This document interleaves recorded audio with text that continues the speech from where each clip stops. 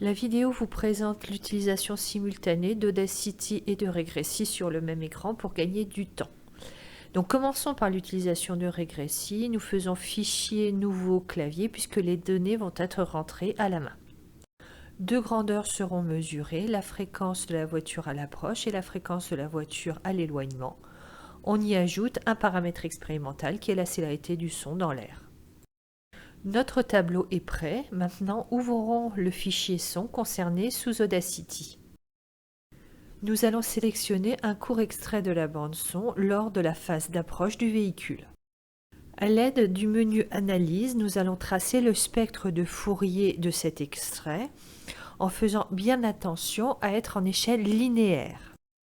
Plaçons le curseur sur le premier pic et lisons la fréquence du fondamental sur la fenêtre pic et non pas sur la fenêtre curseur. La valeur 0 est ajoutée pour pouvoir passer à la ligne, elle sera changée ultérieurement. On continue l'opération pour tous les pics visibles du spectre et ainsi avoir la fréquence des différents harmoniques. Sélectionnons maintenant un court extrait de la bande sonore lors de l'éloignement du véhicule. Comme tout à l'heure, le menu Analyse tracé de spectre nous permet d'avoir le spectre de Fourier.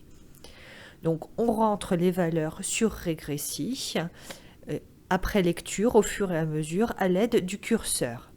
Remarque, pour gagner du temps, j'ai utilisé la souris sur Audacity et la touche tabulation sur Regressy.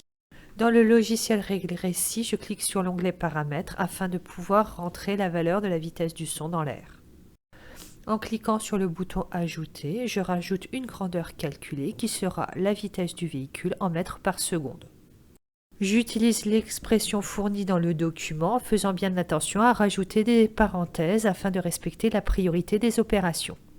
En cliquant sur l'onglet Tableau, je peux m'apercevoir qu'une nouvelle colonne est apparue donnant les valeurs de la vitesse du véhicule pour chacune des fréquences. Je crée maintenant une nouvelle grandeur qui sera la vitesse en km/h afin de répondre à la question posée sur le respect des limitations de vitesse. Je vous laisse apprécier la signification de l'erreur de syntaxe. Intéressons-nous maintenant à l'écriture du résultat en tenant compte de la certitude, donc allons dans le menu Statistiques. Intéressons-nous d'abord aux options de statistiques. Le calcul doit se faire en classe automatique sur la valeur grand V de la vitesse en km/h.